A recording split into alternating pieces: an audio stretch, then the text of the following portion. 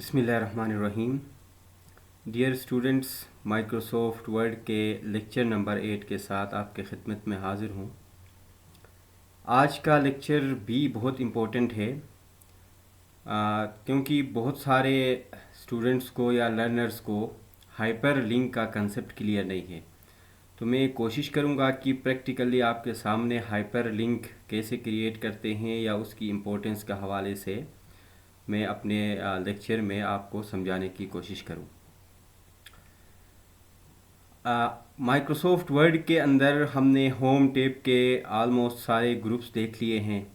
फिर insert tab के अंदर इंसर्ट टैब का इलस्ट्रेशन ग्रुप और टेबल्स ग्रुप के लेक्चर्स भी पहले अपलोड है। अगर आपने नहीं अभी तक व्यू किए हैं तो आप अभी उनको भी व्यू करें ताकि आप माइक्रोसॉफ्ट वर्ड को एक सीक्वेंस में सीख सके। और रिक्वेस्ट है कि आप यहाँ पे देखने के बाद आप खुद प्रैक्टिकली इसको इम्प्लीमेंट भी करें।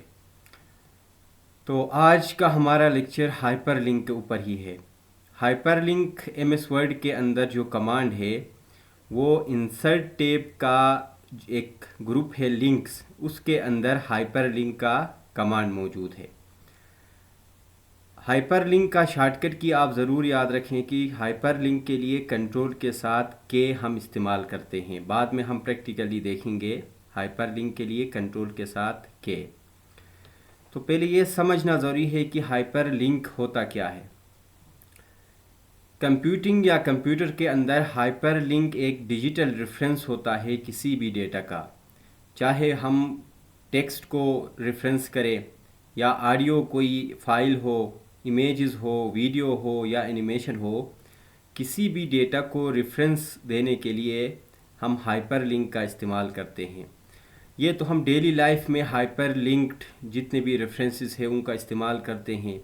फ़र्ज़ करें आप गूगल सर्च इंजन के ऊपर आप कोई भी टर्म सर्च करते हैं तो उस टर्म से रिलेटेड बहुत सारे वेबसाइट्स के ऊपर या वेब पेजेस के ऊपर डेटा मौजूद होता है और ये जो लिंक है किसी स्पेसिफिक वेब पेज या वेबसाइट का, वो हाइपर लिंक के ज़रिए से आपके सामने आ जाता है। यानी कि हाइपर लिंक की निशानी ये है कि ये कलर में ब्लू होगा और अंडरलाइंड होगा। तो बहुत सारे यहाँ पे हाइपर लिंक के गूगल में आप देख सकते हैं कि ये सारे हाइपर लिंक्स है जहाँ पे हम क्लिक करके किसी स्पेसिफिक यूआरएल के ऊपर जा सकते हैं। अच्छा, माइक्रोसॉफ्ट वर्ड के अंदर जब हम हाइपरलिंक की बात करते हैं तो दो किस्म के मोस्टली माइक्रोसॉफ्ट वर्ड के अंदर हाइपरलिंक के टाइप्स है, जिसमें पहला है एग्जिस्टिंग फाइल और वेब पेज। यानी कि आपके कंप्यूटर में कोई ना कोई फ़ाइल पहले से मौजूद है और आप इसी वर्ड डॉक्यूमेंट के अंदर किसी टर्म को हाइपरलिंक क्रिएट करके आप उस फाइल को ओपन करना चाहते हैं या किसी वेब पेज को ओपन करना चाहते हैं। अब एग्जिस्टिंग फ़ाइल में कोई भी फ़ाइल हो सकता है, चाहे वो कोई डॉक्यूमेंट हो या कोई एक्सेल का वर्क बुक हो, कोई इमेज हो, ऑडियो हो या वीडियो हो, कोई भी फ़ाइल आप इस लिंक में रख सकते हैं। इसी तरह दूसरा जो टाइप है वो प्लेस इन दिस डॉक्यूमेंट है, यानी कि आप इसी डॉक्यूमेंट के अंदर हाइपरलिंक इस तरह क्रिएट करते हैं कि आप ईज़िली इस डॉक्यूमेंट के अंदर ही नेविगेट कर सकते हैं।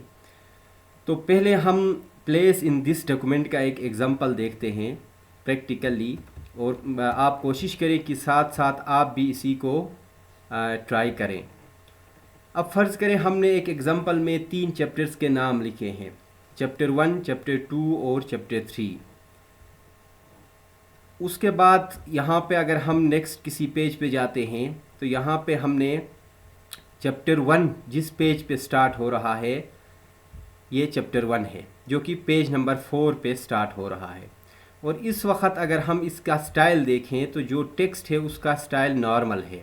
ये आप प्रीवियस लेक्चर्स में स्टाइल्स ग्रुप को ज़रूर देखें, क्योंकि हाइपरलिंक से पहले हमें स्टाइल्स अप्लाई करने होंगे। हेडिंग्स जितने भी है, हेडिंग 1, हेडिंग 2, हेडिंग 3, अगर ये हेडिंग स्पेसिफाई नहीं है तो फिर वो लिंक अप्लाई नहीं होगा। तो प्री रिक्विजिट के तौर पे आपने ज़रूर इन स्टाइल्स के इस लेक्चर को देखना है और हेडिंग्स कैसे रखे जाते हैं या टेक्स्ट को दोबारा नॉर्मल कैसे रखा जाता है इन स्टाइल ग्रुप के अंदर, इसको आपने देखना है। अब फ़र्ज़ करें चैप्टर 1 इंट्रोडक्शन मैंने सिर्फ हेडिंग दिया है, अब इसके नीचे मज़ीद पैराग्राफ्स हो सकते हैं या सब हेडिंग्स हो सकते हैं। तो अब फ़र्ज़ करें ये नॉर्मल टेक्स्ट है तो इसी को मैं हेडिंग 1 रखता हूँ या हेडिंग 2 रखें, कोई भी आप स्टाइल अप्लाई करें। अब यहाँ पे मैंने चले हेडिंग 2 इसके ऊपर अप्लाई किया। उसके बाद फिर जितने भी मज़ीद हमारे पास हेडिंग्स है या सब हेडिंग्स जो आप चाहते हैं कि आप उसके ऊपर स्टाइल अप्लाई करें, तो उनको आपने हेडिंग्स देना है। तो पहला काम ही स्टाइल्स के थ्रू हेडिंग्स अप्लाई करना है। फ़र्ज़ करें चैप्टर 2 जो बैकग्राउंड कोई हमने चैप्टर का नाम रखा, उसको भी हमने स्टाइल हेडिंग 2 अप्लाई किया। और इसी तरह चैप्टर 3 जो कोई नाम है कंक्लूजन के नाम से, तो इसको भी हमने हेडिंग 2 अप्लाई किया। तो गोया पहला काम ही अपने डॉक्यूमेंट में हेडिंग्स या स्टाइल्स अप्लाई करना है, जिसमें हेडिंग 1, हेडिंग 2 या हेडिंग 3 कोई भी स्टाइल आप अप्लाई कर सकते हैं। अब उसके बाद यहाँ पे मैं आता हूँ जहाँ पे मैंने एक लिस्ट बनाया था। मैं चाहता हूँ कि जब मैं इस कर्सर को यहाँ पे लाके क्लिक करूँ तो डायरेक्ट मुझे चैप्टर 1 पे लेके जाए, जो जिस पेज पे वो स्टार्ट हो रहा है। अब इसके लिए मैंने पहले इसको सिलेक्ट किया, क्योंकि यहाँ पे हाइपर लिंक मुझे अप्लाई करना है। करने के बाद आप इंसर्ट टैब के अंदर लिंक्स में हाइपर लिंक के ऊपर क्लिक करें तो ये insert hyperlink dialogue box appear होगा। और इसी insert hyperlink dialogue box के लिए शॉर्टकट की कंट्रोल के साथ के भी है।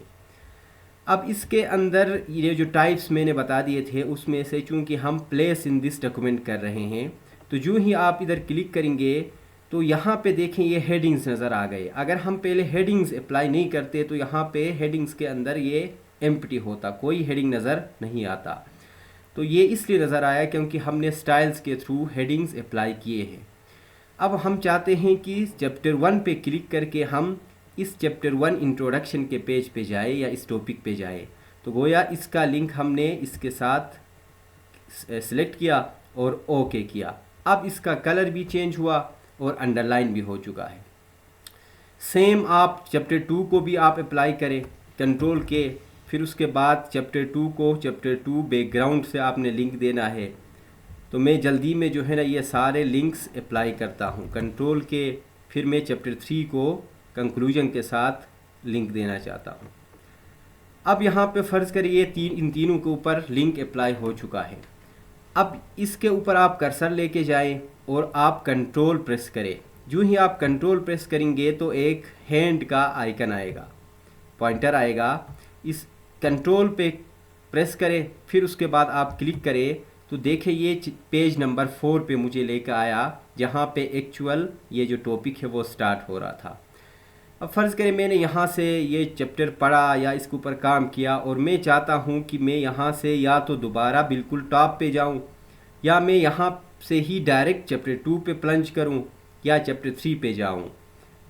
तो उसके लिए भी आप यहाँ पे कोई भी लिखाई आप टेक्स्ट कोई भी रखें। अब मैंने अप रखा है तो आप फर्स्ट पेज या गो टू फर्स्ट पेज कोई भी लिखाई रख सकते हैं। फिर आप दोबारा कंट्रोल के सिलेक्ट करें और मैं चाहता हूँ टॉप ऑफ द डॉक्यूमेंट पे जाऊँ, तो फिर मैंने यहाँ पे ओके किया। इसी तरह इस यहाँ से ही मैं चैप्टर 2 पे जाना चाहता हूँ तो कंट्रोल के साथ के प्रेस करके मैंने इसका लिंक यानी कि इस चैप्टर 2 यहाँ से इसका लिंक मैंने इसके साथ दिया बैकग्राउंड के साथ। इसी तरह चैप्टर 3 का भी लिंक मैंने यहाँ से ही अप्लाई किया।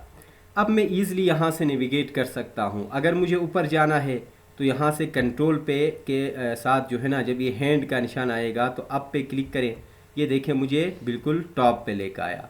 इसी तरह अगर यहाँ से मुझे दोबारा चैप्टर 1 पे जाना है तो कंट्रोल के साथ क्लिक करें, दोबारा इस चैप्टर पे लेकर आया। अब यहाँ से अगर मुझे दोबारा चैप्टर 2 पे जाना है तो कंट्रोल के साथ यहाँ पे क्लिक करें, चैप्टर 2 पे आया। अब यहाँ से मैं दोबारा टॉप पे जाना चाहता हूँ तो ज़रूरत के तहत यहाँ पे मैं दोबारा लिंक अप्लाई करता हूँ कंट्रोल के साथ, और उसको मैं चूँकि चैप्टर टॉप पे जाना चाहता हूँ तो टॉप ऑफ द डॉक्यूमेंट के साथ मैंने इसका लिंक दिया।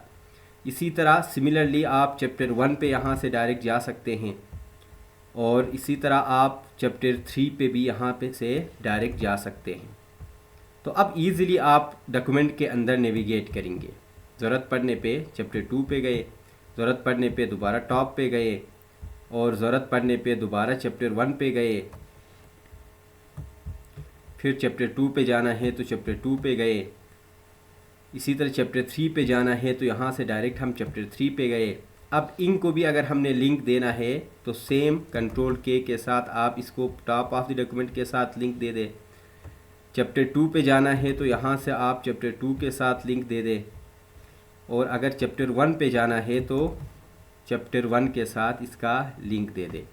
तो अब देखें, बड़ी आसानी के साथ आप इसके अंदर नेविगेट कर सकते हैं। आप जब चाहे जहाँ पे जाना चाहे जिस टॉपिक पे, तो अगर आपने लिंक अप्लाई किया है तो आप इजीली यहाँ पे इस डॉक्यूमेंट के अंदर नेविगेट कर सकते हैं।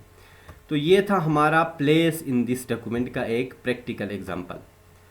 अब आते हैं दूसरे एग्जांपल की तरफ, जिसमें एग्जिस्टिंग फाइल और वेब पेज। अब उसका एक एग्जांपल मैंने यहाँ पे पहले से ही दिया है, यानी कि मेरे पास एक जेपीजी का कोई इमेज है डेस्कटॉप के ऊपर, उसको मैंने इसको कंट्रोल के साथ प्रेस करके यहाँ से फाइल, एग्जिस्टिंग फाइल और वेब पेज, और चूँकि डेस्कटॉप पे ये फाइल मौजूद था तो अब मैंने इसके साथ लिंक दिया। आप कोई भी जो है ना, कोई वर्ड का फाइल है, डॉक्यूमेंट है, ठीक है, या कोई वीडियो है या इमेज है, पीडीएफ का कोई फ़ाइल है, पावर पॉइंट का कोई फ़ाइल है, किसी भी एग्जिस्टिंग फ़ाइल या वेब पेज को इसके ज़रिए से लिंक कर सकते हैं। अब यहाँ से ये एग्जिस्टिंग फ़ाइल के थ्रू मैंने फ़ाइल को सिलेक्ट किया और यहाँ से ओके किया। अब देखें, यहाँ से कंट्रोल के साथ प्रेस करने से जो फ़ाइल है वो मेरे सामने आ गया। तो यहाँ से ही हम मुख्तलिफ़ फ़ाइल्स को डॉक्यूमेंट के अंदर से ही ब्राउज़ कर सकते हैं। अच्छा, अब अगर किसी लिखाई के ऊपर अप्लाई हो चुका है तो उसको रिमूव करने के लिए दोबारा हाइपरलिंक या कंट्रोल के प्रेस करके, एक तो तरीका ये है कि रिमूव लिंक के ज़रिए से आप इस लिंक को रिमूव करें, या दूसरा तरीका ये है कि इस लिखाई के ऊपर राइट क्लिक करें तो यहाँ पे इस ऑप्शन में भी रिमूव हाइपरलिंक का ऑप्शन आता है, यहाँ से भी आप रिमूव कर सकते हैं। तो बहुत इम्पोर्टेंट है, इसको प्रैक्टिकली आप यूज़ करें तो मज़ा आएगा, क्योंकि पावर पॉइंट के अंदर भी हमें एक स्लाइड से दूसरे स्लाइड, या इसी एक स्लाइड के अंदर किसी वीडियो को प्ले करने या किसी फ़ाइल को प्रेजेंटेशन के दौरान ओपन करने के लिए ये हम यूज़ कर सकते हैं हाइपरलिंक। बिल्कुल सिमिलर होगा MS पावर पॉइंट के अंदर, MS एक्सेल के अंदर भी इसका इस्तेमाल होगा। बाकी वेब के ऊपर या इंटरनेट के ऊपर हाइपरलिंक तो यूज़ होता ही है, और बस इसकी निशानी आपने याद रखना है कि ये कलर में ब्लू होगा और ये अंडरलाइन होगा। और इसी तरह इसका शॉर्टकट की याद रखें कि कंट्रोल के साथ के इसका शॉर्टकट की है। और इसका मकसद क्या है, ताकि हम किसी भी डेटा को, जो अवेलेबल डेटा है डिजिटल फॉर्म में, उसको एक डिजिटल रेफरेंस दे सके, और वहाँ से उस रेफरेंस के बेस पे हम उस फाइल को या उस डेटा को एक्सेस कर सके। तो हाइपरलिंक के हवाले से इतना ही। आप प्रैक्टिकली इसको इम्प्लीमेंट करें।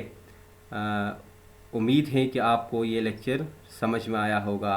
तो नेक्स्ट लेक्चर के साथ दोबारा आपके खिदमत में हाज़िर होंगे। तब तक के लिए अल्लाह हाफिज़।